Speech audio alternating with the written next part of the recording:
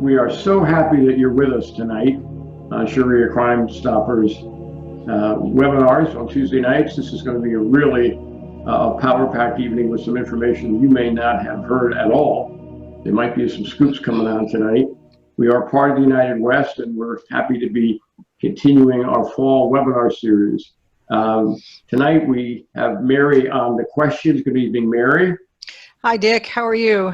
Mary will be entertaining us with comments as well as taking care of the questions. You all know how to do it, the Q&A button at the bottom. We have to, again, thank you for growing our audience. It is growing week to week. And as we get ready for next year, we need it to continue to grow because it's going to be a tough year. And a person who's going to give us some inside information tonight is Philip Haney. Good evening, Philip. Good evening. Thank you, everybody. Glad to be here. So, Philip, everybody knows, hopefully knows, that you're officially a whistleblower, and that you were Fox News talking about important things, that you wrote a book, See Something, Say Nothing. Why don't you give us, just for some of the people who may not know, maybe start with the picture on the right side of the screen, and what were you doing there, and give a little bit about your background before we jump into your commentary. Well, I think that might have been when I was on Megyn Kelly. The first time I ever went public, no pressure whatsoever. I'm only on Fox News with the primetime talk show host Megyn Kelly telling the entire country that the narrative about the San Bernardino attacks, as the Obama administration was promoting it, was false. That there really was a design behind the attack, and that there was a particular group called Tablighi Jamaat that was involved. And of course, what would have happened to my public career if I had been wrong? That would have been it for me, because the Department of Homeland Security, they said, we're not going to comment except to say that his story is full of holes. Well, you just did comment. But my story wasn't full of holes. Weeks later, it was verified by the FBI that it actually was Tablighi Jamaat. So I said something that essentially virtually nobody knew. And why in the world would I know that? Why am I so special? It's not that I was so special. It just so happens that I worked at the National Targeting Center in Washington, D.C. on the very case called the Tablighi Jamaat Initiative that pointed me in that direction. And this is the very case that Hillary Clinton, and I said that specifically, Hillary Clinton, and Janet Napolitano, who was Secretary of Homeland Security, intruded into the law enforcement arena and shut the case down, the Tablighi Jamaat case. And it led to people dying. And that's why I'm so adamant about this. I wish I could talk about gardening and green beans and tomatoes and how beautiful it is here in California, even during the power outage. But no, because this whole issue has not been resolved to this day, and that's basically what we're going to talk about today. If anything, and this is a hard statement for me to make, it's worse now than it even was during the Obama administration. And I know people are going to say, what? That can't be possible. President Trump is in. Well, one way to look at it is just imagine how much worse it would be if President Trump wasn't in. But even with his presence and in the administration we have now, the saturation level of the Islam, is particularly Muslim Brotherhood, but not only, is actually worse, broader and deeper now than it was even during my time active duty in the Department of Homeland Security. And that's what we're going to talk about tonight. Philip, why don't you get your presentation up while we chat for a minute? The picture on the right also was in addition to that, you're testifying at a hearing in 2016 before a committee entitled, I believe you're looking at willful blindness, and at that time. And I think we commented earlier off the air that you would think with that kind of exposure that you provided your country, things would have gotten better, and they've gotten worse. So we're going to invite you to give us the latest on maybe willful blindness or whatever else is driving definite blindness. Mm-hmm. And another thing we talked about off camera before the show started that I've just remembered to mention is that I could actually give you a parallel presentation to this one, which is all based on available open source information, right? I could actually put one right side by side that would be classified. Which means what? Why would I bring that up? Because the level of saturation is even deeper than what I can show in an open source presentation. But it also implies that this information ought to be, and actually is, known within law enforcement circle, but that the previous administration basically crashed a tank through the walls of our agency and destroyed a lot of our capacity to protect our national security and our border. That's why I call it national security meltdown. So just keep in mind that if I had the opportunity, I was sitting before the Intel Committee or the House Committee on Homeland Security or the Judiciary Committee, both on the House or the Senate side, not to mention the cabinet or President Trump himself, I could actually show even more detail of this than what we're going to see tonight. Okay, well, I think that's a key message. Everything you're looking at tonight, everybody, is public source information. That means you can hear it, you can see it. It also means that the people who go to work in Washington, D.C. can see it and hear it if they choose to and ask for more information. So Philip, why don't you dive in and get started, and we'll invite people to submit questions for analysis at the end. Okay, and this is going to be available on the website, right? Yes. So everybody that's watching it can go and find the original sources. You don't have to fumble around for it. It's all right there, one-stop shopping. So let's go ahead and get started. As you see, the title of the presentation tonight is National Security Meltdown. I'm calling it Islamic Saturation. I'm going to be mainly focusing on the Muslim Brotherhood, but there are other Islamic groups that are saturated into the structure of our government, and that would include Hezbollah, and it would also include elements from Turkey under Erdogan. So let me go ahead.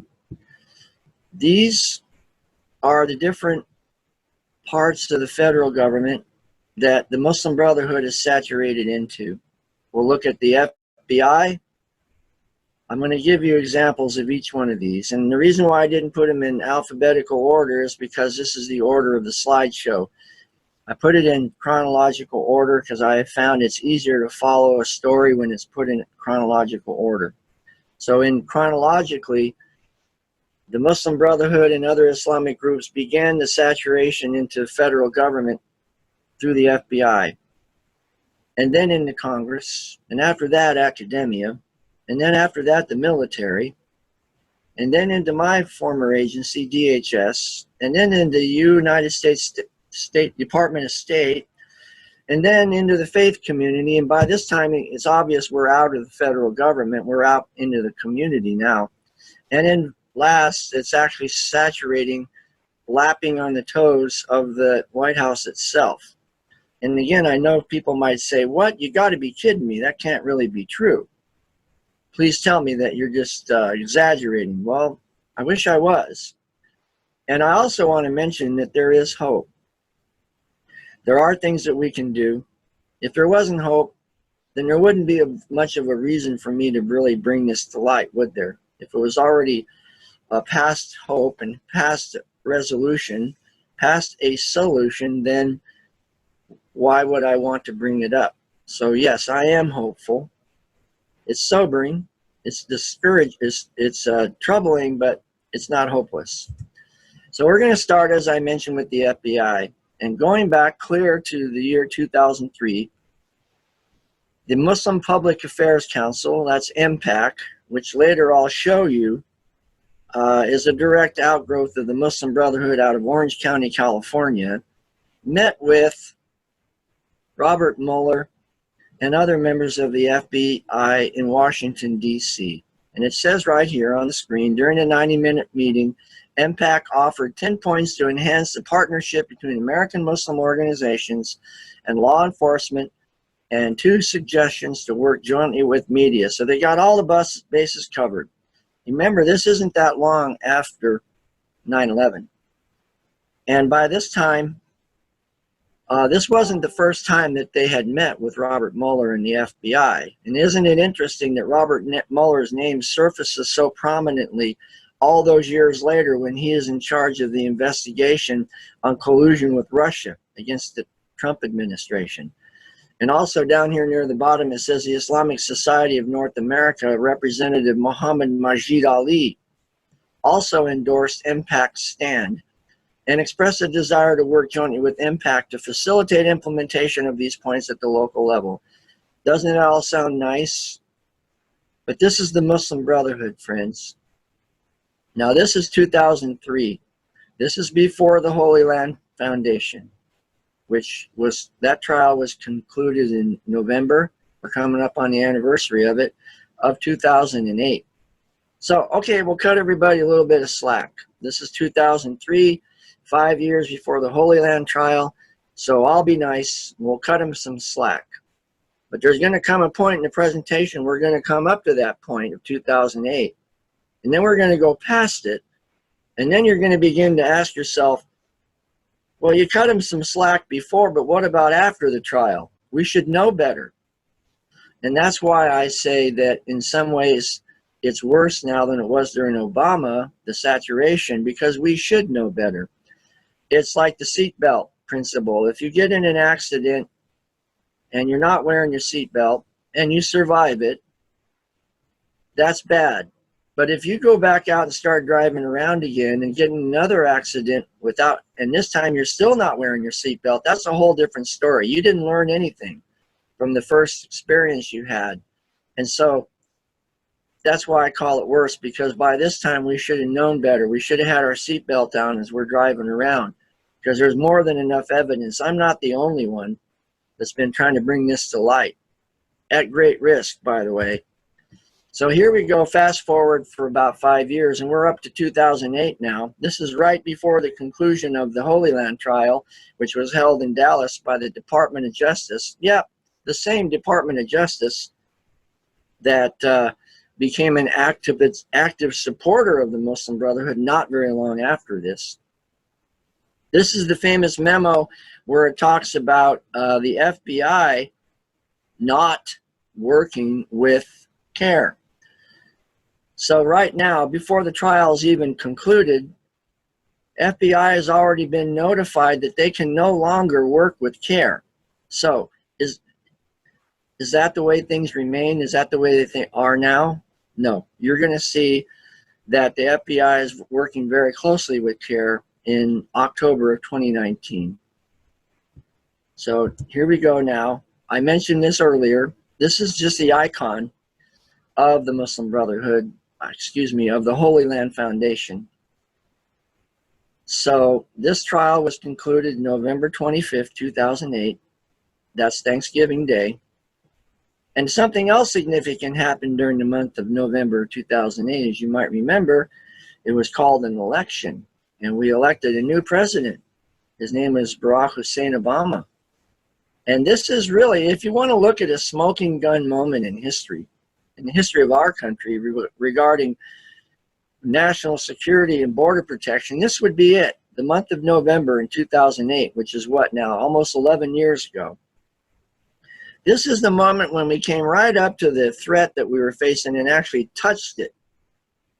We came right up to the Holy Land Foundation and the network of organizations and front groups operating in the United States, identified them, shut one of the major ones down, made a long list of other organizations and individuals, as we call unindicted co-conspirators, and then turned around and walked away from it.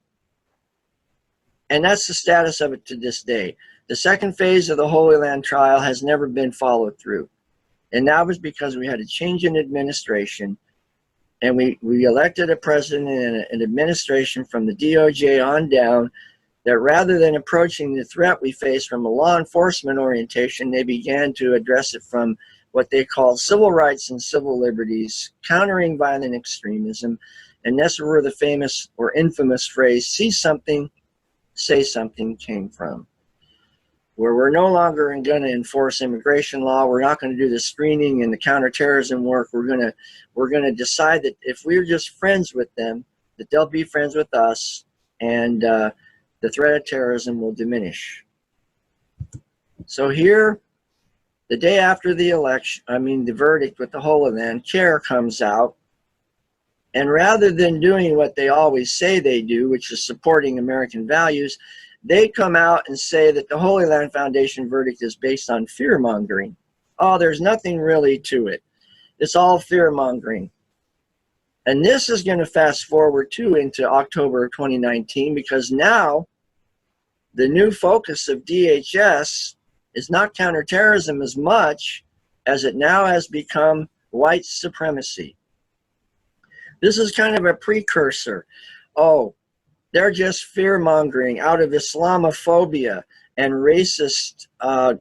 There's no basis for their fear of Islam, and they're just arresting and putting these people in the jail because there's nothing really there. And that's how they portrayed it. Of course, there really was something there. These individuals who were convicted are still in jail to this very day, and the Holy Land Foundation was responsible for somewhere between $12 and $60 million worth of support, direct financial support to Hamas, which is a globally designated terrorist organization and remains so to this very day. Now here is when things start to really get gnarly. Now back here we're at 2008. Now we fast forward another 5 years. Remember, I'm active duty this whole time. I was a founding member of the Department of Homeland Security, right clear back before Impact started meeting with Robert Mueller. That was March 1st, 2003 is when the Department of Homeland Security was inaugurated. I was there literally on the first day, already been in federal service for more than a year before then. The agency was inaugurated March 1st, 2003. MPAC is already meeting, Muslim Brotherhood is already meeting with officials in the law enforcement branches like FBI and DOJ. Here comes our agency in 2003, and then 10 years later, look at this very carefully. This is a written statement of the Council on American Islamic Relations, a front group for Hamas, on what? The Boston Marathon bombings. They called it a first look. Submitted to who? The United States House Committee on Homeland Security, May 9th, 2013. Remember, the bombings in Boston were April 15th. So this is like not even a month. And the Department of Homeland Security under Mike McCall, Texas House member, chairman of the House Committee, had hearings on the Boston Marathon bombing. And they solicited, meaning requested, that CARE would submit an official analysis or official briefing on the Boston Marathon. I talked directly with the vice chairman of the House Committee on Homeland Security, Jeff Duncan from South Carolina. And I told him directly to his face that they had a Trojan horse inside their committee. And he looked at me and said, "Why? How can you say that?" I said, "Because CARE submitted a report to your committee. CARE is a front group for Hamas.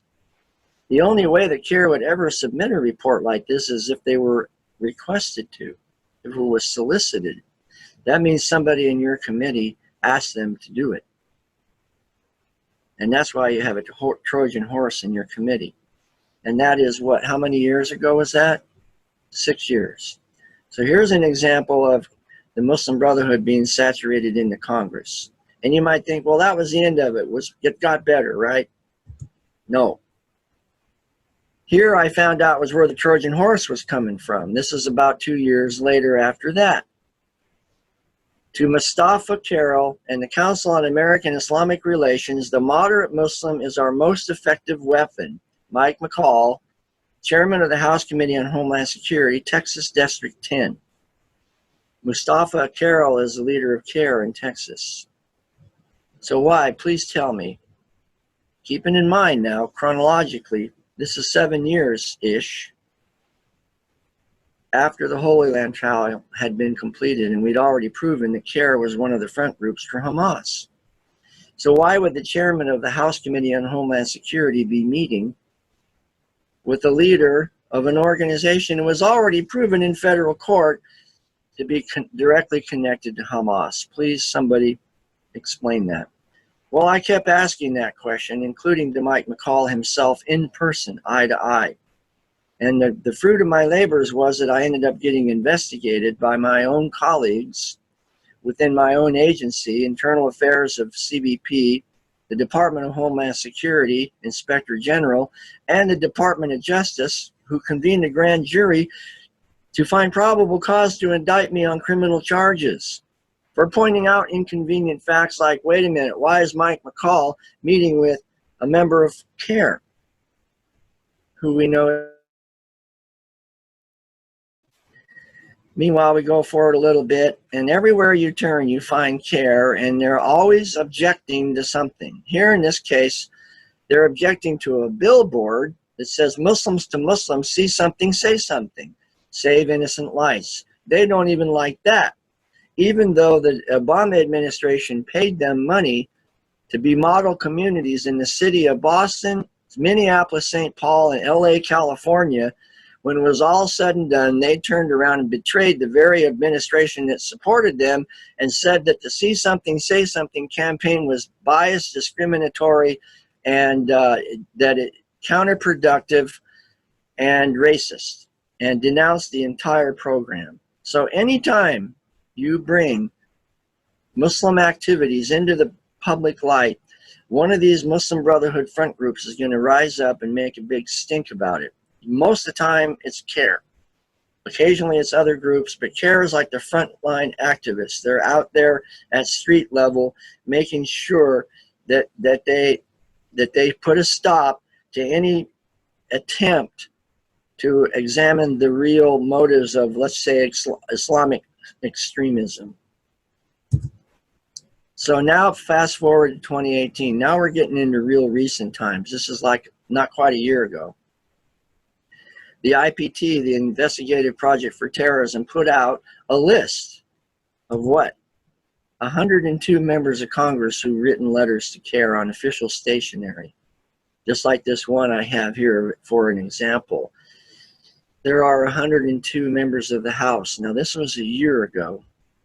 And as I go forward, you're going to see another slide to show now we've discovered, and I'm trying to find the source of it, another cache of letters. This is a year later, meaning now, of 125 letters that have been written to CARE from members of Congress in commemoration of their upcoming 25th annual banquet. They're going to celebrate their 25th birthday, and they're going to have this banquet in Washington, D.C. on the 9th of November, about, 12 days from now. And 125 different members of Congress have written letters congratulating CARE on their 25-year anniversary. So we have two caches of letters written by members of Congress. And another thing to keep in mind, these are the very same members of Congress who are right now attempting to impeach the president. So we have members of Congress who are supporting Hamas while they're at the same time attempting to impeach the president. That's why I call it a national security meltdown. Here's a screenshot of the pending banquet, and look at some of the luminaries that are going to be speaking. I know you all are aware of Linda Sarsour, and you also, I think you probably all heard of Ilhan Omar too. Well, there are two of the women that are speaking at this event. And what's the title of it? Defending, Educating, and Empowering, Building the Next Generation of American Muslims. This is front group for Hamas. I have to keep saying that. And that members of Congress who write letters in support of CARE or another Muslim Brotherhood front group like IMPAC or ISNA are supporting Hamas. And they need to be held accountable for this. They need to be challenged on this. And that'll be one thing everybody watching and listening can do. You can write a letter and you can make a phone call. Once I get done with this presentation and you get a hold of the PowerPoint, go to the sources where these letters, where I found them, look them up yourself and look up which ones of them are your representatives and give them a phone call. I mean, like tomorrow. So meanwhile, we hear undercurrents that President Trump is considering designating the Muslim Brotherhood as a terrorist organization. Well, this bubbles up to the surface every so often. There's some debate, even within our circle, within our alliance, about whether the Muslim Brotherhood qualifies under technical rules to be designated as a terrorist group.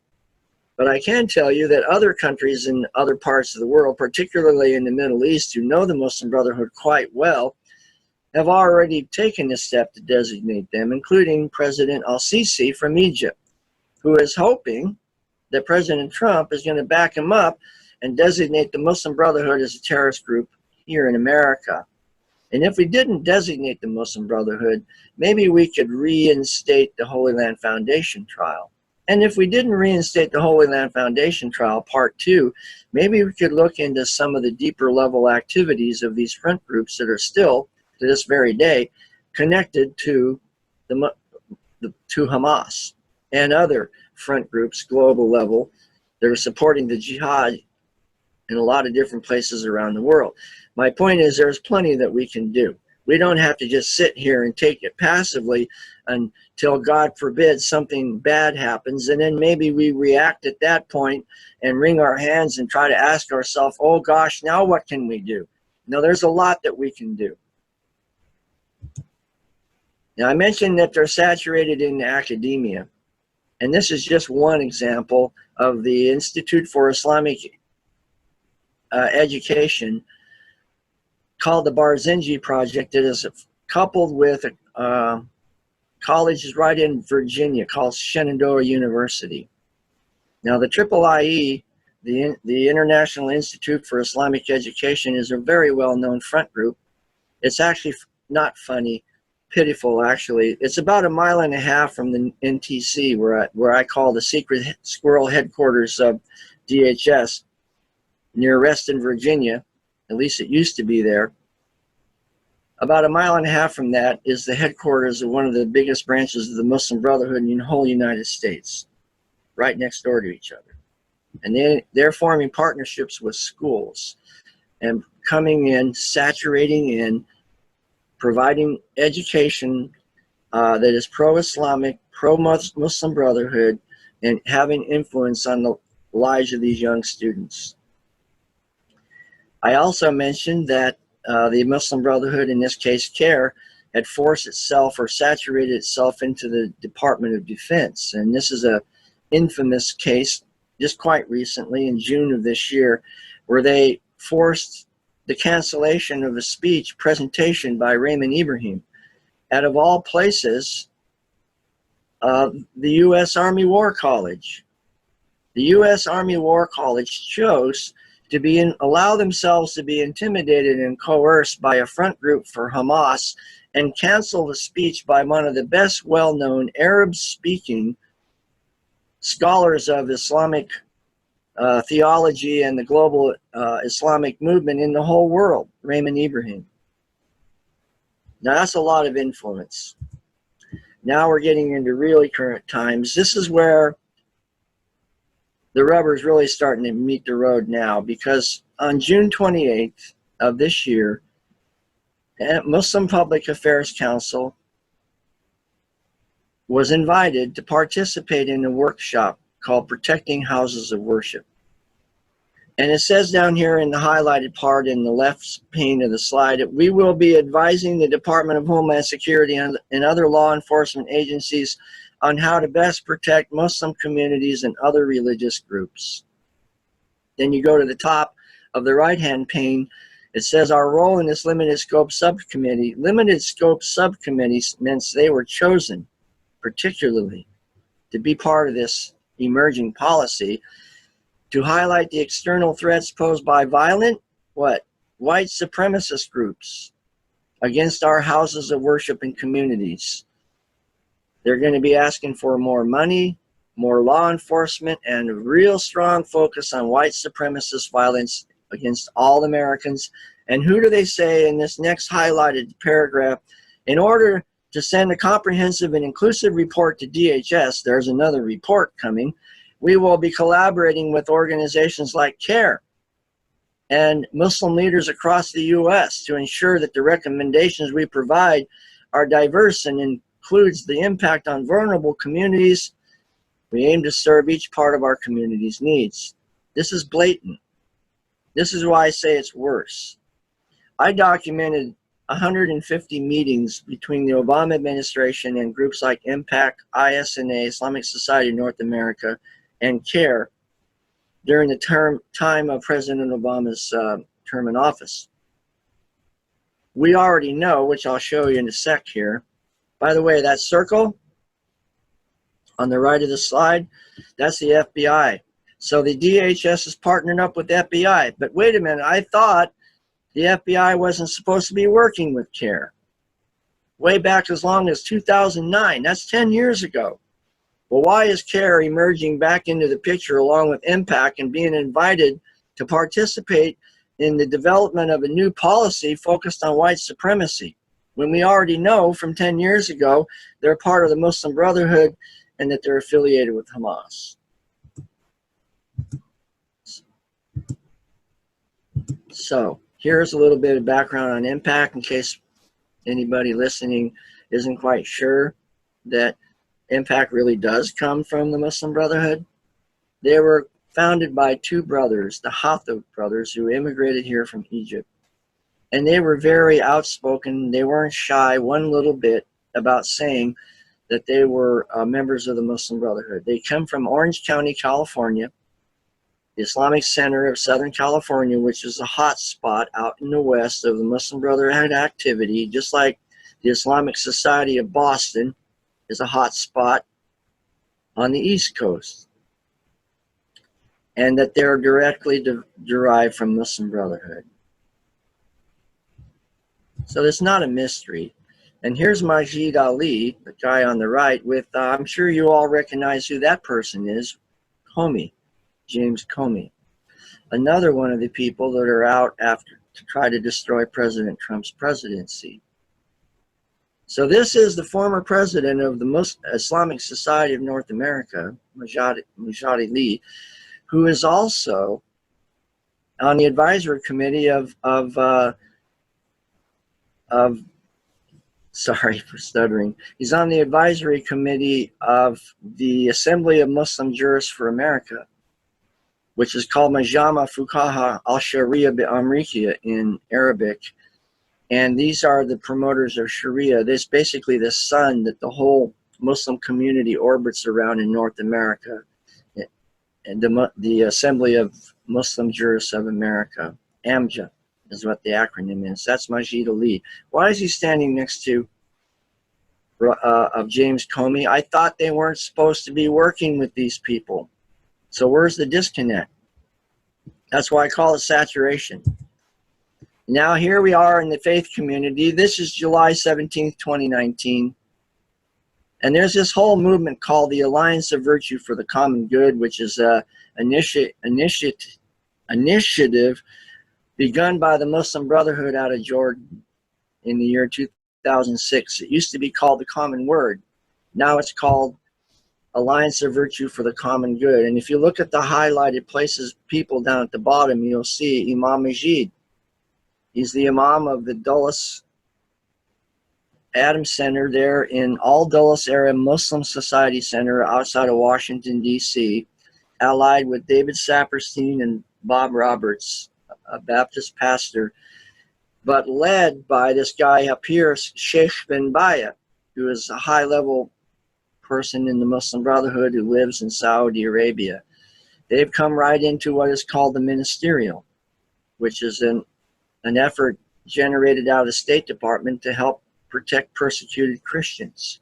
So how is it that these people have managed to saturate themselves right into even this part of our social structure? In this case, it's out of the State Department, but it's supposed to be protecting Christians from persecution. And the very people that are doing the persecuting are sitting in the position of authority.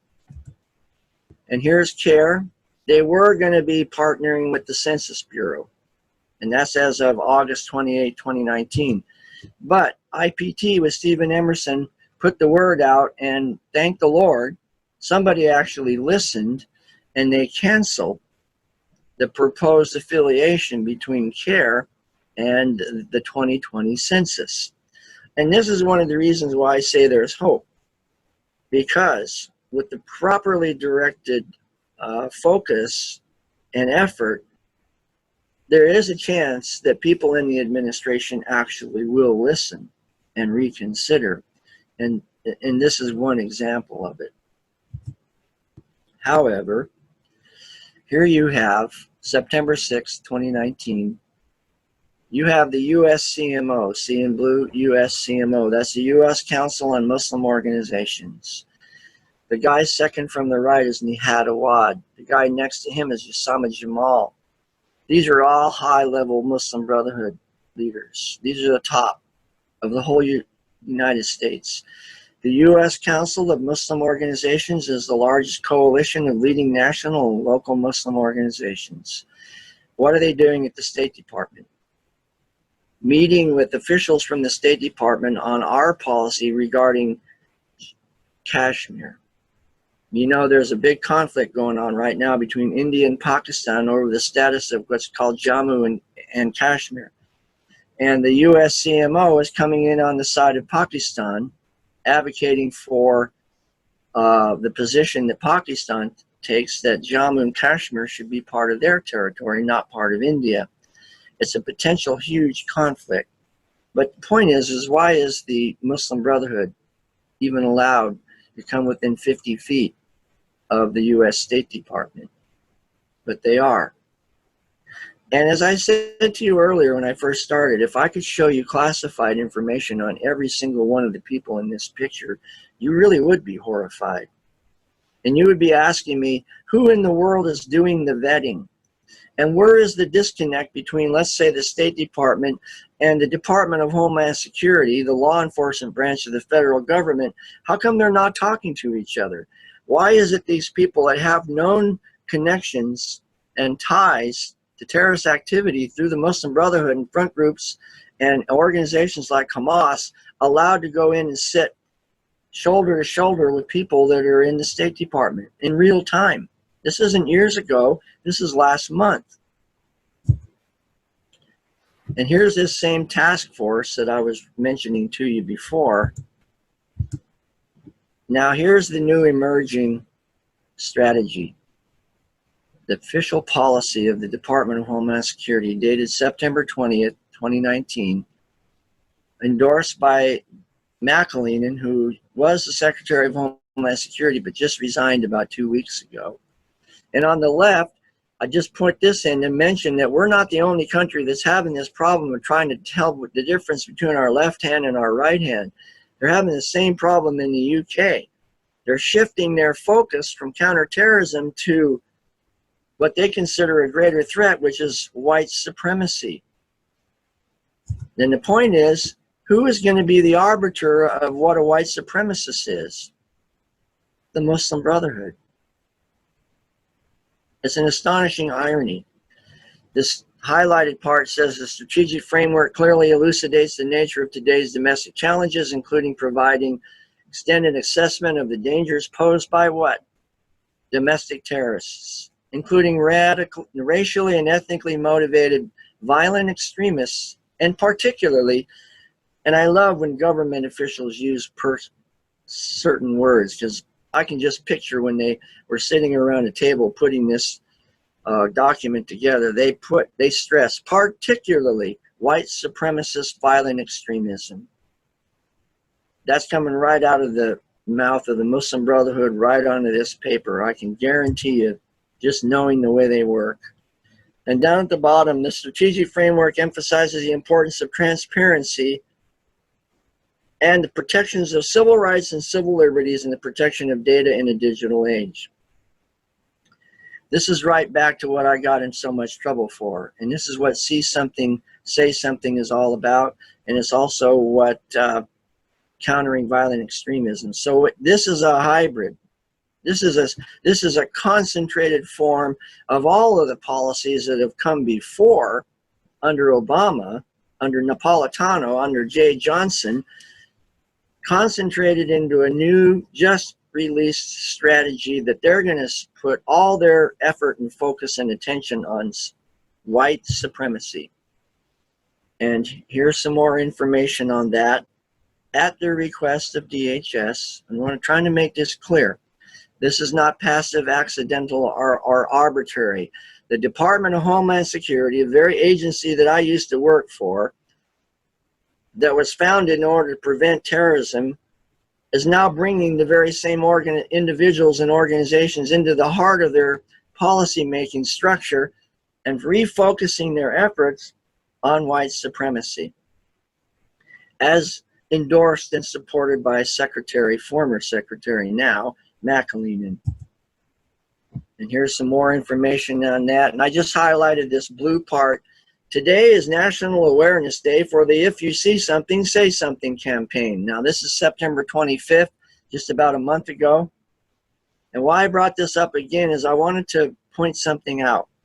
In all the years that we've heard see something, say something, we've never actually been told what we're supposed to be looking for or what we're supposed to say if we do see something.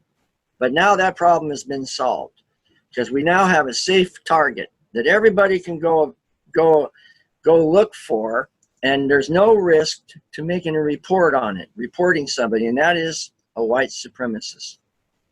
It's no longer, you remember what happened several times over when people said that they were afraid of reporting their neighbors who happened to be Muslim because they were afraid that they were going to be accused of being racist, biased Islamophobes, remember? Like in San Bernardino? Well, that problem is solved now because it's a safe target to go after white supremacists. And in the middle of it are Muslim Brotherhood front groups that are right there giving the endorsement and the support and the entree, the cachet, the prestige to be, in a sense, partners with DHS as we fight this threat of white supremacy. Well, they've already called President Trump a white supremacist. They call ICE white supremacists. They call law enforcement officers that are attempting to enforce immigration law white supremacists. They call virtually all cops white supremacists. They call anybody that stands up and speaks about the global Islamic movement a white supremacist. So imagine where this would go if somebody among us, all of us together, don't stand up and bring this to attention and ask them to explain what this is really supposed to all be about. And earlier I showed you a report that was submitted by CARE to the House Committee on Homeland Security back in 2013 after the Boston Marathon. Well, if you wondered if it's still going on, the answer is yes. This is the Judiciary Committee on the left. That's Jerry Nadler. Remember him? He's one of the three main members of the House that have committees that are going after President Trump to try to impeach him, Jerry Nadler. Well, his committee is the Judiciary Committee. They just had hearings on President Trump's anti-Muslim policies, AKA the Immigration Enforcement Act that he signed as an executive order clear back like 1 or 2 days after he became president. Well, who is asked to submit a report? Once again, CARE. Jerry Nadler, the chairman of the Judiciary Committee, specifically asked CARE on the 24th of September, 2019, to submit a report into the official proceedings of the hearing to the Judiciary Committee. So yes, it's still going on at this very moment. Now, on the right, I mentioned this guy before, is Usama Jamal. He's the person looking down, probably at his cell phone. And there's Erdogan from Turkey. This is September 22nd. Usama Jamal is the chairman of the USCMO, the ones that just met at the State Department, the U.S. Council on Muslim Organizations. Right? So then what happens? We have this faith-based community safety and security symposium, this high level, was attended by Mike Pence, Congressman John Joyce, and Cybersecurity and Infrastructure Security Agency Assistant Director Brian Harrell, with several faith-based community leaders for a faith-based safety and security symposium at where? The White House. And who were the people that were at this, sitting literally right next to Vice President Pence? The members of the Muslim Brotherhood. The same people I showed you before. And here's a description of it. This is what I call saturation, like water soaking into a sponge. So my simple question is, why is it 18 years after 9/11 and coming up on 11 years after the Holy Land Foundation trial that known, documented, identified members of Muslim Brotherhood front groups, leaders of them, are being brought in to positions within the federal government to influence policy and then turn around and go out into the community and begin to implement it? Why is it, please tell me, that these individuals are being allowed to literally sit right next to the president, to officials within DHS, within FBI, within the State Department, within the Department of Defense, within the academic community, within the faith community? What is it going to take for us to actually respond to this emerging threat? Just a couple things that I wanted to put as consequences of this new policy. The DOJ, yes, the Department of Justice, is suing the city of Troy and Detroit because they had the audacity to try to enforce their zoning laws. And so CARE, Council on American Islamic Relations, filed a suit against the City Council of Troy. And guess who's helping them? The Department of Justice. Specifically, the Civil Rights Division, you see at the bottom of the second paragraph, that Civil Rights and Civil Liberties Division, we have one inside of DHS too. And they're the ones that set up the liaison meetings that brought the Muslim Brotherhood right into the inner heart of my agency, DHS, Customs and Border Protection. So it's not just happening in one agency, it's happening across the broad spectrum, where these Muslim Brotherhood front groups are co-opting, influencing, somehow or another, subtly seducing them into undermining the legal structure of our whole country by going and suing cities because they have zoning laws that prevent putting a public building like a mosque in a particular part of their city. And here's another one. See, it shows you right here that CARE, Michigan, representing the Adam Community Center in the lawsuit, praised the Justice Department's action. Please tell me again, I know I sound like a broken record, but will somebody please explain what it is that a front group for Hamas is doing, partnering with the Department of Justice? And where's all the people that are supposed to know better? That's the part that bothered me the most. Is after all the effort of law enforcement officers like myself to bring this to light, and we still have the highest levels of our government agencies cooperating directly with these people. And then here we all know who this is, Keith Ellison. In response to the new policy that's put out in September of this year by DHS, he's going to turn right around and have a symposium on white nationalism, which of course is a synonym for white supremacy, in St. Cloud, Minnesota, after Trump vows more local control.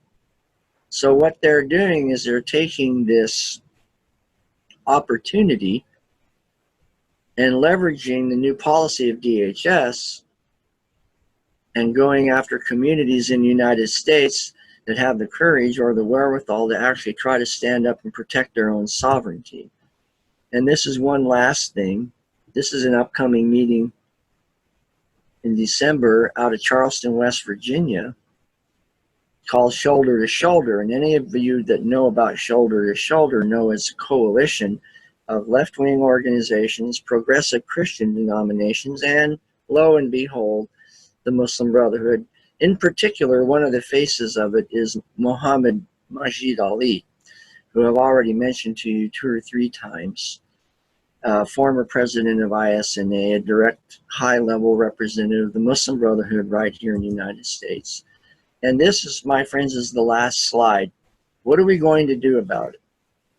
I already mentioned earlier that you should come and get the PowerPoint, look in the notes, find the link to the letters, go through the list and find a representative, maybe in your state, and give them a phone call. And I would like you to document what you do. In other words, get back with Sharia Crime Stoppers and let them know what kind of a response you got. I am really curious. I would like to know what kind of response you get from your elected officials when you call them and ask them, please explain to me why it is that you're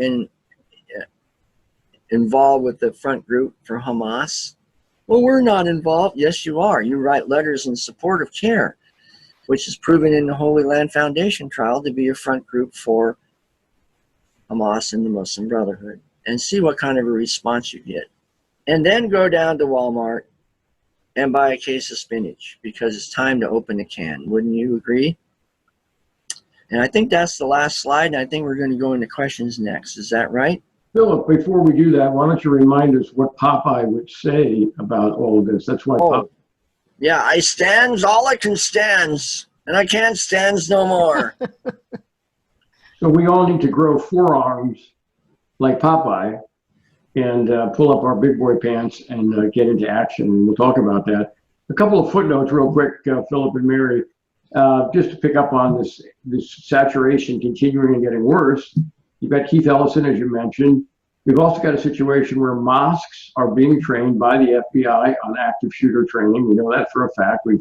One of our attendees was in the room. We also know that a police academy in another county was actually being trained by CIA and other people coming up from Washington, that they needed to be concerned about Christian jihad, which is another word for white supremacists, white nationalists. And frankly, the Bloomfield situation, which we talked about in the past, where CARE put pressure and had an event canceled. These are all showing the degree of saturation, and I think just support everything that you're talking about. So it really has gotten worse. Yeah, and it's a paradox. I admit it. I mean, it's an obvious paradox. You would think that with President Trump, things would be better. And the only way to explain it is that they'd be a lot worse if it weren't for President Trump. But he's brought every mutant hybrid swamp creature out of the woodwork. I don't think anybody really realized how many there were. And this is the resistance. And of course, the Muslim Brotherhood are masters of manipulation and opportunities to form alliances with the resistance. And that's what they do. That's their full-time job. That's their main occupation. And they form these alliances with leftist, Antifa, progressive leftist socialist groups and work together. They don't really actually have the same end goal, but it helps the Muslim Brotherhood to form alliances with organizations that are seeking to undermine any form of law enforcement or constitutional supporting of the constitutional principles that our country was founded on. Well, They sometimes want to alter or abolish the current form of government, as it says in the Declaration, and replace it with one that's more suitable to their worldview. Sometimes we wonder, Philip, whether or not the president, with all the things he's trying to do and all the harassment that he takes, really is aware of some of these things. But it seems to me there's a syllogism here. If white supremacists it sounds like we're not going to designate the Muslim Brotherhood as a terrorist organization, but it sounds like we just have designated white supremacists as a domestic terrorist threat. Well, some people might say that Donald Trump happens to be white. He happens to be a Christian. He happens to believe he could certainly be called, he's a nationalist. So by definition, I guess you could say that, and I think you did say it, that President Trump could be identified as a white supremacist. Well, his own agency and his own secretary who reports to him has designated that as an enemy of the country. So you could kind of sort of believe that Donald Trump's been designated as a problem that needs to be removed. So how crazy is it that his own organization is indirectly supporting the crazy activity in Washington to remove the president? And it's not just Donald Trump. It's everybody in his administration. They're guilty. Every policy that he ever passed that's obviously tainted by white supremacy ideology. Every single person, nearly 63 million who voted for him, every single person who has ever benefited by any of his policies and has the courage to actually say so in public, everybody that's not on food stamps now that used to be, everybody who's working now that didn't used to be, anybody of any ethnic group that's improved, standard of living during President Trump's administration, they're also come under the same classification, and that adds up to like probably 70% of the whole country are guilty of either directly being a white supremacist or affiliating with a white supremacist, and therefore are just as guilty by default. And that's why this whole impeachment thing is so I call it ominous, because these are like gears in a transmission. They tend to mesh together. One, the Department of Homeland Security is going after white supremacy as an official policy. No, that's not an exaggeration. It really is true. Meanwhile, you have the entire branch of the government trying to find a way to undermine the election of President Trump. And a lot of what they say, either directly or by inference, is that one of the reasons why he's unfit for office is what? He's a white nationalist, white supremacist, right? And if you're ICE or DHS or CBP or Border Patrol, you're already a white supremacist. How many members of Congress like Ocasio-Cortez or Rashida Tlaib or Ilhan Omar have already said plainly and openly and sometimes obscenely that ICE or DHS or CBP or Border Patrol or white supremacist, racist Nazis? They've already said that, haven't they? Many times over. I think another way to say it is, if you're a clinger, if you cling to the Bible, if you cling to the Constitution, if you cling to your gun, then I forgot about the clingers. Yeah, throw them in there. You're a white supremacist. Well, you know what? We've got so many questions, Philip. Thank you so much. Mary is going to do a good job and get us going on the questions. And I think there's a lot of very educated people in our audience. So, Mary, what do we have for questions? Well, we've got a lot of questions going, but I had a couple myself. Most of these organizations are 501c3s, and is there any opportunity to hurt them if there was some way we could get that taken away from them? Any thoughts on that? It's no easy undertaking. Yeah. I mean, CARE has been being challenged on that basis for years now with David Urashalmi and his group. And yes, they've had some success. But we haven't come to the point where there's enough political will, momentum, socially and politically and legally, to really address this. And I hate to think about what else is it going to take? Right. I don't even like to think about that, but I would say that whatever you would say when enough is enough, like the Popeye spinach can, when he finally says, I stands all I can stands, I can't stands no more. Well, apparently we haven't come to that point yet. I mean, that's also in the Declaration, that we would rather suffer indignities and not consider changing the government lightly. But there does come a time when we really will say, we're going to have to say, enough is enough. And I'm not talking about some insurrection. I'm talking about using the principles of the Constitution, like Article 6, for example, and finally confronting this wolf in sheep's clothing that keeps getting further and further into the middle of the flock of sheep. Because that's what they are. They may wear suits and ties and be articulate and well-educated and attractive, accomplished people. But the bottom line is they're representing groups like Hamas. Mm-hmm. And you can't get away from the reality of that. These are terrorists in suits. And it's saturation. The water is soaking into the sponge from underneath, like water will do when a sponge is floating around. And if you want to speed up the process, you push on the sponge from above. That's called terrorism. But right now, the water is soaking into the sponge well enough. They don't need to deal with you don't need to resort to terrorism. We're cooperating with them. They're inside FBI, DHS, DOJ, Department of Defense. What else?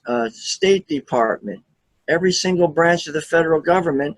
Every time you turn around, there's prominent members of the Muslim Brotherhood sitting there, literally right next to our own officials, up to and including the vice president, and or giving speeches during the national cathedral, not speeches, leading prayer.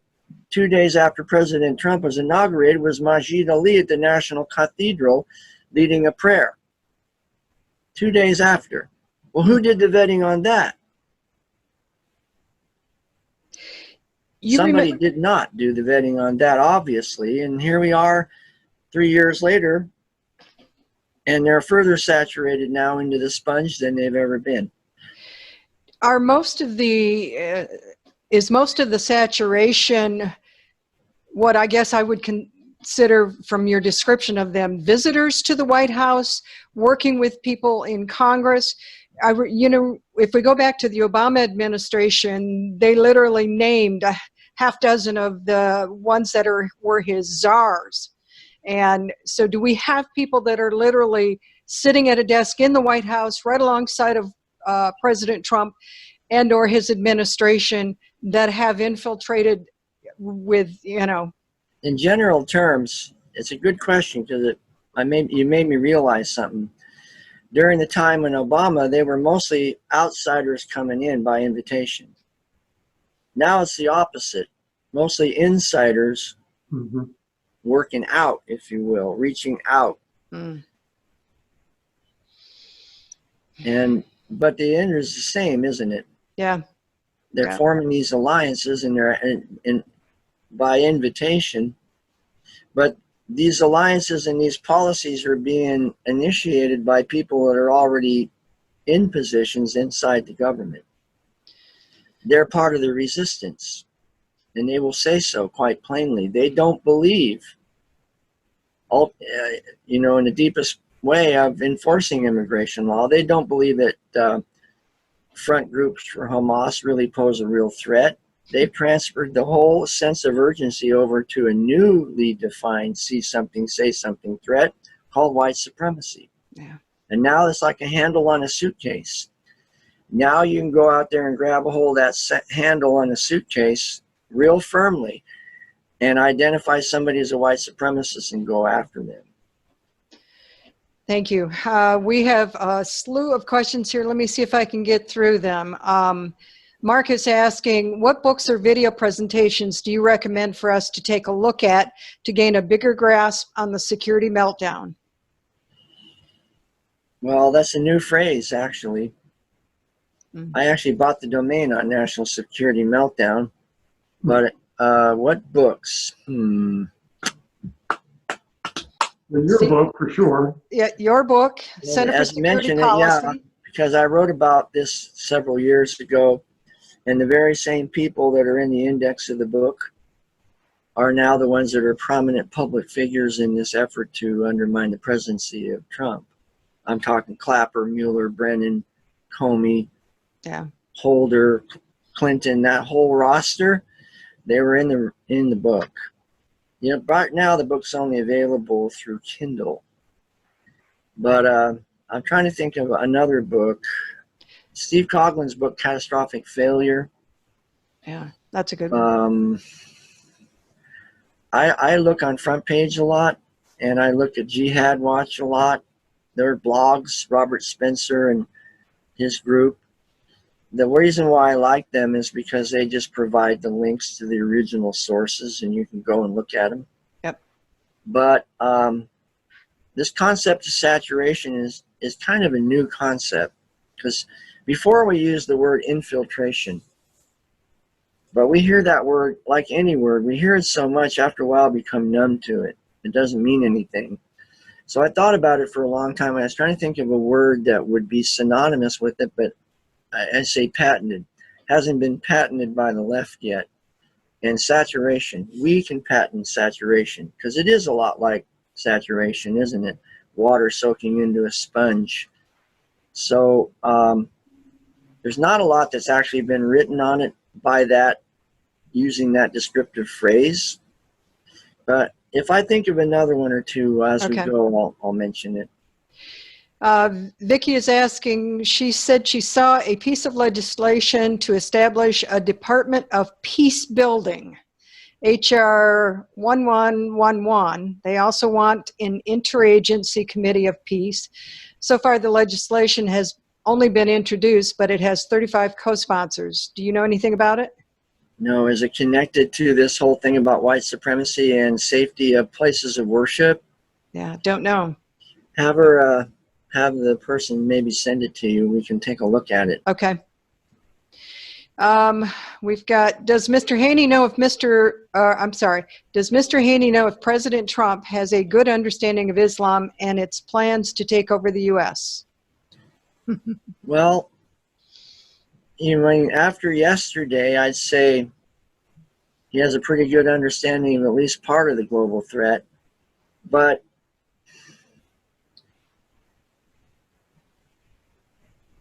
that's part of the paradox, isn't it? Yeah. That you have all that what we're talking about is a reality. It's an inescapable reality. These are real people. These are the major players that have been on the stage for quite some time. These are the very same people. I went undercover, I think it was the 16th of December back in, when did President Trump recognize Jerusalem as the capital of Israel? Was that 2018 or 2017? Yes, 2018. So I went there.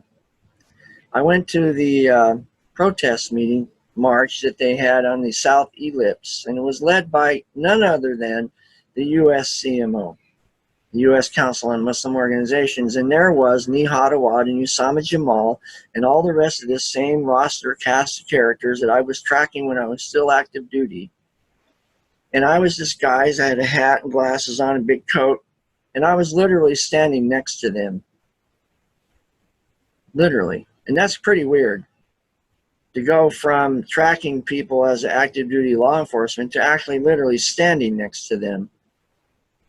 And the point I'm trying to make is that when they were at that meeting, they were going like, from the river to the sea, Palestine shall be free, and other slogans that are well known to, you know, be violent. Yep. And they, from the river to the sea, Palestine shall be free. And I wrote them all down. I don't remember them all right now, but this is in literal vision of the White House in protest of President Trump's recognition of Jerusalem. What am I trying to say? Those same people, Nihad Awad, Usama Jamal, and the rest of the U.S. CMO that were standing out there chanting from the river to the sea, a year or two later are sitting inside of meetings in the White House, in the DOJ, in the Department of State, in DHS, et cetera, et cetera. Now, what kind of a disconnect is that? How did that happen? Did those I'm not talking about freedom of speech. I guess they have the right to go out there and shout from the river to the sea. That doesn't mean they have a right to sit in the federal government agencies and make policy, especially when their goals are to implement Sharia law ultimately and progressively, step by step by step, make America more amenable to the goals of Islam. There's a problem there. Yeah. Wouldn't you agree? I would agree. And when you see that kind of stuff in real life, you know, you can't get it out of your head. And our co-host knows. He and I did some things together, and he saw it. He'll never forget it, will you? Actually, that's exactly what I was thinking about as you were talking about it. The crazy thing is these people are talking about sedition. They're talking about violating the Article 6 of the Constitution that you talk about so well, Philip. It is the supreme law of the land, and these people are working inside the government to basically have the Constitution not be the supreme law of the land, to replace it with Sharia. We have never had any indictments. We don't even have any conversations other than a few people like yourself and Claire Lopez and others talking about sedition. This is incredible. It is this Article 6 of the Constitution is being violated all the time because that's their goal. And if the administration only understood and took action about that, they would have grounds for pursuing sedition rather than worrying about the civil rights and civil liberties of these people. And the greatest proof of that is the Assembly of Muslim Jurists of America. Mm-hmm. That's an exaggeration, Dick. That's an exaggeration, Philip. They're not really trying to do that. Oh, yes, they are. If they weren't, there wouldn't be a group called the Assembly of Muslim Jurists of America, which, as I mentioned earlier, their name in Arabic is Majama Fuqaha al-Sharia be'Amrikia, the group of lawyers promoting Sharia in America. It's right in their name. So don't tell me that they're not trying to find ways of saturating Sharia law into the social structure of America, because they are. And they can say it and they can deny it. But remember Dawood Walid? Yes. Was up in Michigan with you. Stood next to Came him. right out and said in public Right. that Muslims in Michigan are already following Sharia law and that they shouldn't apologize for it. Again, it's sedition. It is violating the supremacy clause of the Constitution, which it says it's the supreme law of the land. So we're talking about white supremacists. We really should start talking about constitutional supremacy. That should be part of our marching orders, is to remind people, like you do, Philip, that we depend on the Constitution and to measure these people's actions against the Constitution, in particular, Article 6. Yeah, if our best national security policy is not to focus on this thing, supposed white supremacy, is to focus on constitutional supremacy. Yeah. You put your priorities in place and a lot of these problems would be solved, wouldn't they? Yep. Well, let me bring you, Claire's asked us to remind everybody how important it is to identify the deeply detrimental role being played by Ambassador Sam Brownback, who is serving as a vector to bring the U.S. CMO and Muslim Brotherhood figures into the DOS and the White House itself. Yeah, I've been watching that one since it started with the Alliance of Virtue for the Common Good. And Sheikh bin Baya, who is the global leader of it, is the one who issued a fatwa granting permission for jihadis to kill American soldiers wherever they encounter them in the world. Now he's the face of the Global Alliance of Virtue for the Common Good. And as I showed you in the slide earlier today, they were given front and center billing at the Second Ministerial, which is the premier event of Sam Brownback's effort,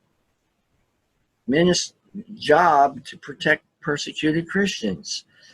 How in the world did this organization, who's led by a global level Muslim Brotherhood pro-jihad sheikh from Mauritania that lives in Saudi Arabia, and the Muslim face of the organization here in the United States is Majid Ali, the former president of the ISNA, the Muslim Brotherhood Front Group. How did we get to this point? Why do these same people keep popping up every place we look? And how come nobody seems to have the capacity or the wherewithal to ask a simple question? Who are these people anyway? And now you see part of the reason, and it's not a tangent, it's related. It is a complicated subject, but why it's so dangerous what the Obama administration did when they started deleting the classified information out of our databases. Because what they do is they punched a hole. And this hole, as time goes on, time stretches it bigger and bigger. And there are whole groups, I know from my friends in other federal agencies, that have virtually, the entire system is sterile. You look up Tablighi Jamaat in the U.S. in one of the federal agencies' database, there's nothing, this much, literally zero, nothing. They're totally sterilized, like a desert. There's nothing there, not a little green plant, nothing. And this started back in the Obama administration in my own agency within CBP. They They started deleting the information out of our database, and now it's grown widespread. And this is, closer to what you might call the classified side of the equation. But there's whole databases that have been sterilized of what we call derogatory information that will help us make a decision on whether somebody should be brought into the country or allowed in or not. So the point is, nobody's doing the vetting on these individuals. Sam Brownback is literally shaking hands with people that have already declared openly and affiliated themselves with Muslim Brotherhood front groups that operate on a global level. And it astonished me. I just don't understand the myopia of this whole situation. So Philip, one quick analysis here. We've got Sam Brownback reports to Mike Pompeo, and for most people, Mike Pompeo is a good Secretary of State. The president sent him over to interact with Erdogan, and that was a good thing. On the other hand, Erdogan is directly meeting with the Muslim Brotherhood, so one has to wonder why Mike Pompeo can't see that back at home, Sam Brownback is meeting with the Muslim Brotherhood, who works with Erdogan, and yet Erdogan has to be dealt with as a complex person in the Middle East associated with the Muslim Brotherhood. It just seems like there's certain walls that will not be crossed, even with good people, presumably like Mike Pompeo. Yeah, I wish I could answer that. It's very disturbing, that disconnect. If it's on purpose, if there's a grand master plan to these alliances, then okay, if I take your argument, then show me what good has come out of it. If this is such a brilliant plan to form an alliance with the Muslim Brotherhood, then show me, please, what good has come out of it. I don't think Troy, Michigan thinks that it's a good plan. I don't think St. Cloud, Minnesota thinks it's a good plan. I don't think Basking Ridge, New Jersey would think it was a good plan. Not to mention the people in San Bernardino or Boston or Orlando. I don't think they would think it was a good plan either. How about the ones in Sri Lanka? Mm-hmm. It's not just domestic. But the other infuriating part is that we're arguing about something that was already proven more than 10 years ago. That's the point we have to keep coming back to. It's not like they can say we didn't know. Oh, gee whiz, we missed it. No, it's called the Holy Land Foundation trial. That was the Department of Justice that ran that trial with the FBI and other law enforcement, who actually had a successful verdict and convicted those guys of material support for terrorism, supporting Hamas, and had a nice long list of other affiliated organizations and individuals that were supposed to be brought into court on phase 2 of the trial, but it never happened. Instead, we did exactly the opposite. We decided we needed to somehow form an alliance with those very same people. And if we don't amend this, if we don't address it, there are going to be consequences. We cannot just keep going down the road like we're going without eventually something very serious consequences resulting from it. Well, here's it's a like question. a mathematical formula. You add the variables to the equation, you're eventually going to solve it. And every time you add the variables, you get the same solution every time. It doesn't vary. And we keep dropping more of those variables into the equation. One of these days, pop, it's going to solve itself again, and we're going to be facing another major problem. And then everybody's going to be wringing their hands and asking themselves, what happened? And, oh, there wasn't anything that we could do about it. We did our best. We just didn't get a ping. Like Janet Napolitano. Really, you just threw the entire law enforcement and community under the bus. You don't need a ping to recognize a guy who's a terrorist who's standing right in front of you if you know what you're doing.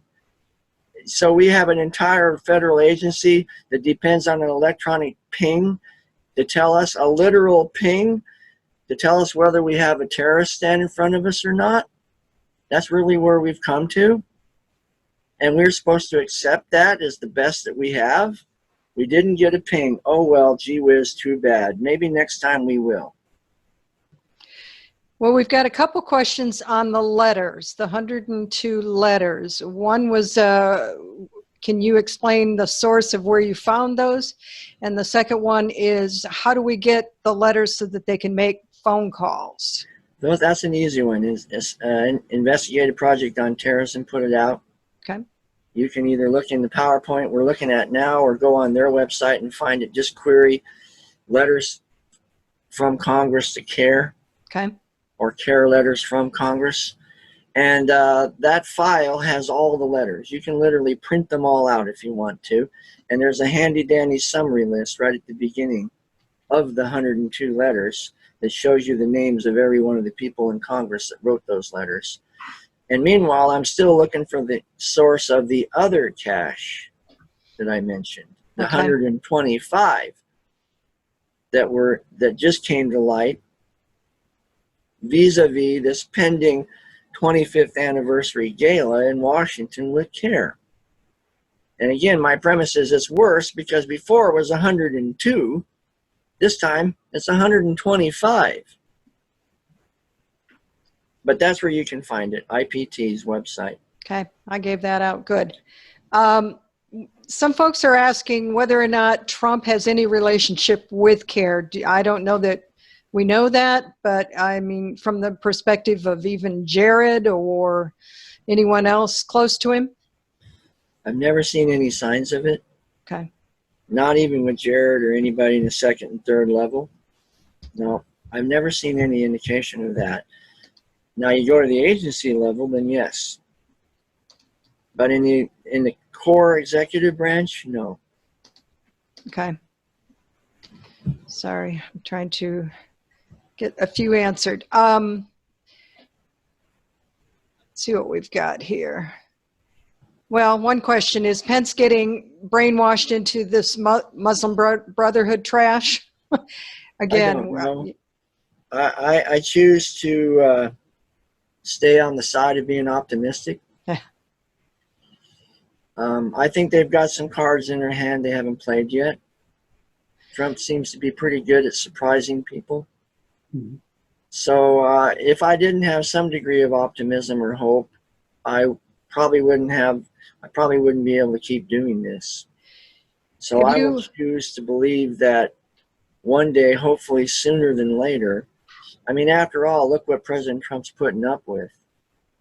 I mean, probably what portion of his whole energy you suppose is directed toward the impeachment issue and the pushback from the swamp and the resistance within the federal agencies? I mean, a large part of his energy is taken up, and also his supporters. And just so if he was actually able to have a clear road ahead, it's hard to say where we would be right now, isn't it? So, and I guess I could say that I'm holding out that once we get past all this and we go into the election next year and he is reelected, then that's gonna change the dynamic too. And that's precisely why they're going to do everything possible to stop him. That's right, because we're going to try to catch the wave like a surfer and ride that wave all the way to next November. So we're going to be doing these kind of programs right on straight through till next November. I intend to, and I'm pretty sure you do my part to stay up to date, to contribute the abilities and skills and background and experience that I've gained up to now, to focus it on looking ahead toward November and make my contribution to help and protect our liberties and freedoms in our constitutional republic. I'm in till November. I mean, 100%, till we see how this thing, what the American people decide next year. And then we'll go from there. If we go to talk to our reps, what document can we take to them that would represent the findings of the Holy Land Foundation trial? Well, you can look up the Holy Land Foundation trial and print out, start with the November 25th, 2008 press release from the DOJ about the results of the trial, the convictions, and the successful outcome. You can also print out some of those letters. You combine the Holy Land trial as the foundation, because that's where that was the, as I said earlier, the turning point. We came right up to the point of contact, and we made a choice, I'll say, as a country, to either go forward and address it or to withdraw from it and turn another way. And we unfortunately withdrew from it and turned away from it. But you start with the Holy Land trial, and then you complement that with real-time current events, like the CARE report to Jerry Nadler's Judiciary Committee. That was just last month. Or MPAC and CARE going to the DHS meeting, which is also just last month. And then just ask the obvious question. How is it that we go from the Holy Land trial that proved irrefutably in federal court that these groups were front groups operating on behalf of Hamas to 10 years later allowing them to come in and have positions of influence and authority within the federal government? How do we get to that point? Don't you believe the Department of Justice knew what they were doing when they had the trial? And that the evidence has never been refuted to this very day? And so take a foundational document and then take a current event document. And then just ask the question, what happened between here and here? Mm-hmm. Why are members of Congress writing letters of an endorsement to a known front group for Hamas? Please explain it, if you can. Hard one to explain. I think that's pretty much it. Let's go ahead and close out. Okay, we need to do that. I have a quote I'd like to quote. Sure. President Lincoln that maybe we can use to close it out. And that is his second address to Congress in 1862. He says, "The dogmas of the quiet past are inadequate for the stormy present. That the occasion is piled high with difficulties, but we must rise with the occasion. And that our case is new, so we must think anew and we must act anew. We must disenthrall ourselves, and then we shall save our country, the last best hope on earth." Well, Philip, you've done a great job of giving us so much information. This is a battle to save our country, and in doing so, to save freedom for everybody on the planet. So let's just review a few things. Philip, stick with us. We've got about 5 or 10 minutes, folks. We want to give you some highlights and then what's coming up. Philip has given us the background. We are now aware, and certainly are absorbing, that we have a new focus. It's the white supremacists, not so much Islamic supremacists. And as we talked about it, how is it that the U.S. government can kill an ISIS leader over there and not recognize the Islamic threat to our personal safety over here? We talk about Iran and Turkey and our enemies specifically over there, spend lots of time and attention, but we just don't seem to be able to pull the spotlight onto their proxies in America. In America, the proxies of Iran and Turkey include the Muslim Brotherhood, CARE, and Hezbollah, and they're operating here in America, as Philip's talked about. Everyone listening here should be prepared as we do our job and fight in 2020 to be identified as a white supremacist. Given the definitions of the Southern Poverty Law Center and CARE, we should be prepared to be attacked and silenced, if possible, as a white supremacist, strictly because we're going to support President Trump for another 4 years. Philip has done a good job of reminding us. First Amendment is not really the question here. We're not talking about freedom of religion. We're talking about supremacy. Article 6 says the Constitution is the supreme law of the land, and the Sharia and the people that follow Sharia, the Muslim Brotherhood, clearly want to supplant the U.S. Constitution. We should proudly be identifying ourselves as constitutional supremacists when we are attacked as white supremacists. And we should also be identifying ourselves as members of the one team that is involved in the one fight, and that's the fight for the 2020 election with Donald Trump. Mary, take us through a few other action items, if you would, please. Yeah, we put together action items because so many times on these webinars, people are looking for what can they do. And some of these are fairly simple. Some of these are just ways that people can get active in their own communities with their own legislators, candidates, and even community. So know your candidates, who they associate with. I mean, this is a real research and vetting process. What they stand for, determine their voting history, know what positions they currently hold and have held in the past positions.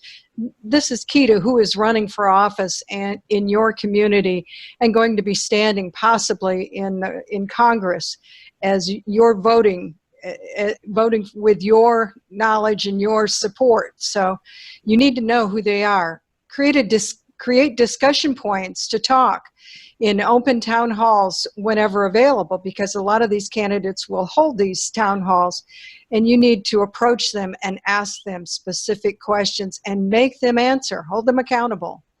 Hold your own meetings and discussions with friends, colleagues, family, and get the discussion going so that you are prepared for the voting in November of 2020. That is key. Schedule time to talk with your pastors, rabbis. I mean, this is key as well. Determine if they have a role they can play in educating your community. So many of them want to hide or have been taken under, like Philip described, because the faith community has been. And so talk to them. Find out if they're going to stand for constitutional Judeo-Christian values. So many of them are not anymore. You need to know that. Volunteer to help elect a candidate. If you have done all of your homework on them, have vetted them, then it is required that you need to help get them elected. If they're a true conservative Judeo-Christian candidate, they need your help to be the voice in Congress or in your state. And then join coalitions, find groups and community gatherings that are like-minded to give a stronger voice to the mission that you need to work on. And all of these are simple action items that I think everybody can take on, and even do just one or two of them would be something to focus on for 2020. Thank you, Mary. And just a footnote on that, make sure that you challenge some of these candidates, even if they say they're Republicans or conservatives. Bring up important policies that you think are important that Donald Trump is in favor of, and see if they understand them and support them. You may find that some of the people who are, quote, GOP conservatives are actually on the wrong side of immigration because of the Chamber of Commerce. So a great list, Mary. Thank you for that. We're going to continue to let you know what's coming on. A week from tonight, we will be speaking with P. Baldwin, and he's got very specific commentary on the coming soft civil war if Trump is not elected. Very specific things that you would look for and be concerned about if he's not the president in 2021. The following Tuesday, the 12th, we got Dr. Andy Boston, and he's going to be talking about the scourge of Islamic Jew hatred in America and its increases. So those are two additional webinars coming up. And finally, our last webinar Tuesday night for the season is David Boers, our co-founder and a retired police chief, talking about the deceivers that happen to be Muslim women. And that's going to be a very important topic. We do want you to know that this is the webinar, it's the Tuesday webinar, but we're starting something new. We mentioned it last week. Claire Lopez will be coming forward with a program based on current news. And Make America Think Again is going to be a recurring theme you're going to hear a lot of. This would be her analysis. It'll be a briefer program. It'd be more like 30 minutes, and it's specifically her views on breaking news. She's going to be doing this in 2020 for us. We'll give you a schedule for 2020 starting in January. But in November, we've got two sessions with Claire on the news, the 4th of November, Monday, and the 18th of November, Monday. So again, that would be Monday night next week with Claire Lopez, and then Tuesday night with Steve for the webinar, and on the 18th, again, a Monday-Tuesday combination. So keep that in mind. If you are If you are already registered, you will get that information. You'll get all the reminders. I want to give you a taste for what's coming up in 2020. In addition to Claire Lopez on the news, starting in January, Claire will be with us, but we've also had a great response to last week's guest, Christine Douglas Williams. Christine has agreed to come on a different night, but in the winter season, we will be bringing her in on a bi-weekly basis. We'll give you the full schedule as we fill it out, but Christine has volunteered to join to give us her special insight into the news. Again, in one of these 30-minute news analysis programs we'll be adding to the Tuesday night programs. So in the wintertime, let's say January, February, March, definitely mark your calendars for Tuesdays, but we will be adding these other programs. The Tuesdays will be in-depth webinars with people like Philip Haney, but we're super excited to tell you, I'm very proud to tell you that Robert Spencer will kick off our winter season with an in-depth Tuesday webinar on January the 14th. We're very, very excited to have Robert. You remember Robert Spencer's banned. He cannot enter the United Kingdom. He took 2 of his sessions in New Hampshire were recently canceled before a third one was brought forward. We are so proud that Robert would like to talk to you on Tuesday night, January the 14th. You'll get notices for all of this activity. The new things with Claire included. All your registration exists, but this is a great time to tell your friends and get them registered so they can participate as we move into the holiday season. It's a great way for your family and friends to get educated and maybe have a constructive conversation over the holidays and be prepared for 2020. Everything we do, all these webinars, of course, continue to be free. We're very, very grateful to Philip Haney. Philip, thank you so much for this evening. It's World War III. Philip, what do you think? Are we winning or are we losing? Well, there's plenty of reason to hope. Our country's gone through battles before and challenges before. The Constitution is strong enough to preserve our republic if we'll simply lean on it. And it's all the provisions are there. Our forefathers were geniuses, and they foresaw, virtually every possible way to undermine our republic and build provisions into the Constitution to help protect it. So it's stronger than any physical wall that we could build. So yeah, I have a lot of reason for hope. I know it's a challenge, but I'm not a cynic. I'm more of an optimist, but I know it's going to take a lot of effort too, and we can't do it without everybody's involvement. That's the thing about somebody 2 or 3 weeks ago asked me, Mr. Haney, why should we have hope? Anyway, why should we even have hope at all? I said, because you live in a country that has a form of government that allows you to participate in the protection of your own liberties. When you think about that, that's the reason for hope. And if it gives you even 1% more hope than you had 2 minutes ago before you thought about that, then that's more hope. That's hopeful. We live in a form of government. We have a form of government that allows us to participate in the protection of our own liberties. That's pretty unique in the history of different governments. Philip, I want to just comment before we close out, though. There were a lot of comments from our attendees just praising you tonight, thanking you, and just feeling so blessed that from your book and all that you do. So I just wanted to share that with you. Well, thank you. Do you keep the comments? They are part of the capture when we close out, yes.